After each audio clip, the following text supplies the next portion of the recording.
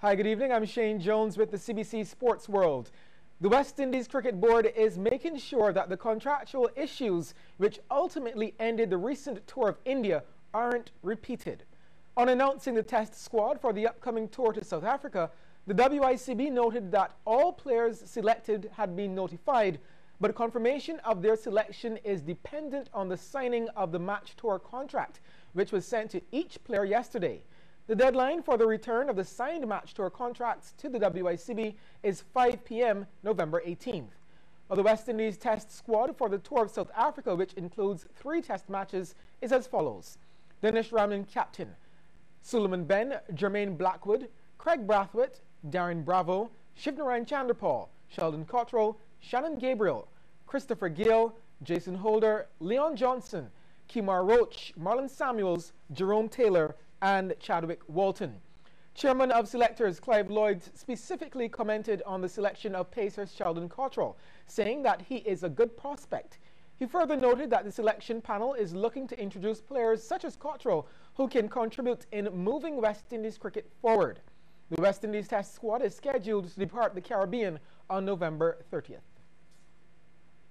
Charles F. Broome registered a comprehensive 132-run victory over Hildeskein today, when the knockout round of the Guardian Group Herman Griffith Primary School's cricket competition got underway. Batting first, Charles F. made 166 for 8 in their 25 overs, with Christian Haynes leading the way with 38 and Jada Bell 24. Derek O'Baker took 2 for 26 for Hildeskein. CBC's Damien Best was at the Dover ground. Charles F. Broome winning the toss and batting against Hildeskein. That's Jada Bell with the first boundary of the innings. The opening pair of Bell and Nathan Walters put on 19 runs before Walters was bowled by Sean Brathwaite for 5, 19 for 1. Well, despite that, Hildeskein were guilty of giving runs away, and plenty of them. That's 4 wides to the total. Bell was batting beautifully, whipping Brathwaite off the pads here, pushing the total onto 40 for 1 after just 5 overs. Renico Smith and Bell joined forces. Bell, of course, playing the anchor role, picking the gaps to perfection. The little man was on fire. Joshua Husbands brought into the attack and had immediate success. Smith out LBW for 10, 49 for 2. 6 overs gone. Micaiah Moore added 5 runs to the tally, then got his marching papers as well, bowled by a beauty from Derico Baker, 59 for 3. A couple more wickets and Hildeskein would have the upper hand. Disaster for Charles F. Broome. Bell caught behind off Taquan Skeet for a well-played 24, 59 for 4 now. Christian Haynes strolled to the crease and turned things around, got a gift first up. No problems, that's 4 through square leg. Baker to Haynes now, out the middle of the bat. Runs to the boundary, 79 for 4 after 11 overs. Khalib Messiah joined the festivities as well. Muscles this one through the leg side and into the fence. 94 for 4. Hildeskein, their own worst enemy, bowling some 32 wides. Well, they would finally put a halt to the scoring momentarily. Messiah cleaned up for 20, compliments Baker. 123 for 5. A sharp shower interrupted play, and on the resumption, and this happened, Haynes caught and bowled by Jared Allen for 38. 130 for 6 in the 20th. With just a few more overs to go, Khalil Clark came in and looked to push the score past 150. That's 4. 2 overs to go. Nathan Cullimore going for 2. Direct hit from Jacoby Allen. Cullimore made 3. 142 for 7. The final over now, and Clark would go via the run-out route as well. Scampering back for 2. Short and on his way for 14. But by then, Charles F. Broome had a healthy total on the board, finishing on 166 for 8 in 25 overs. 40 extras in the innings. Damien Best, CBC Sports. Thanks, Damien. Well, in reply, Hildeskein crumbled to 34 all out, with Caleb Messiah and Renico Smith each taking 3 for 9. Amid controversy surrounding West Indies cricket, regional teams are gearing up for the start of the WICB Professional League's regional four-day competition. Defending champions Barbados Pride departed the islands last night as they prepare to take on Trinidad and Tobago Red Force at Queen's Park Oval on Friday. Speaking to CBC Sports, manager Hartley Reid says from all reports the Barbados side is physically prepared.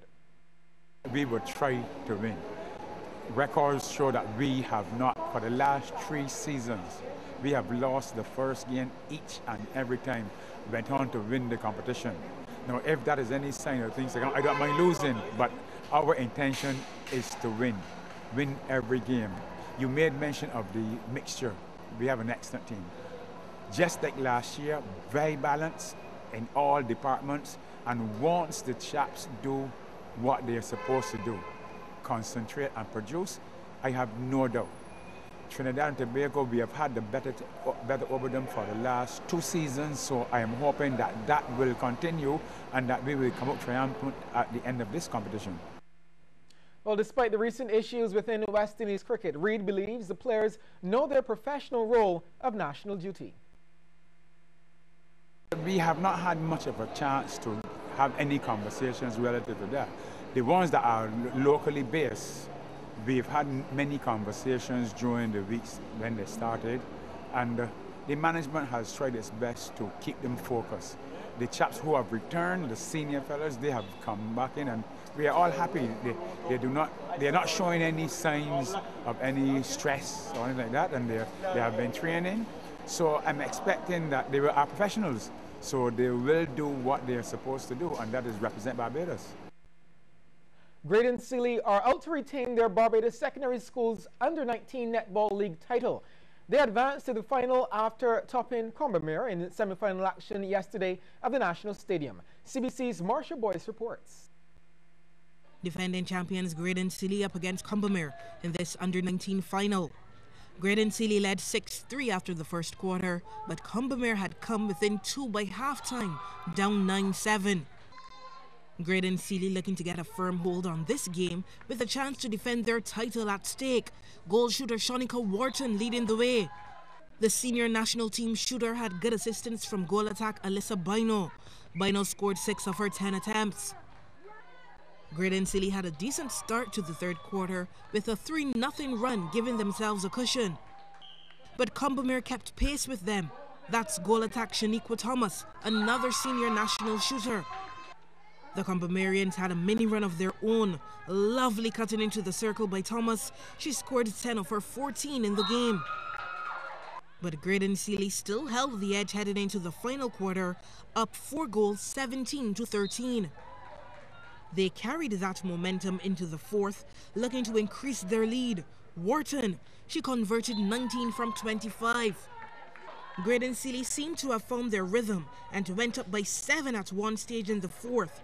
Good movement and communication there between Bino and Wharton. Combermere were still fighting though.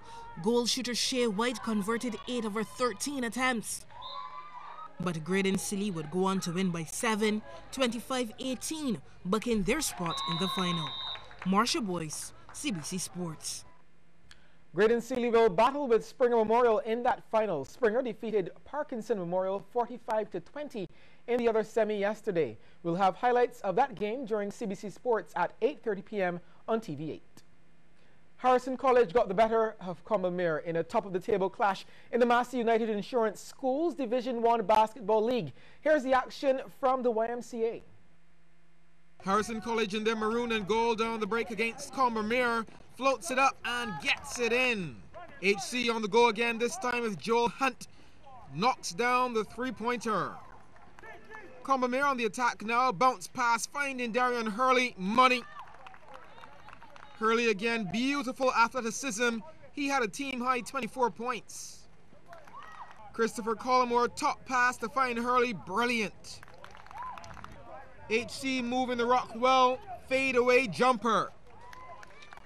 Tight first half, but Combermere had the edge, up 39-35 going into the break.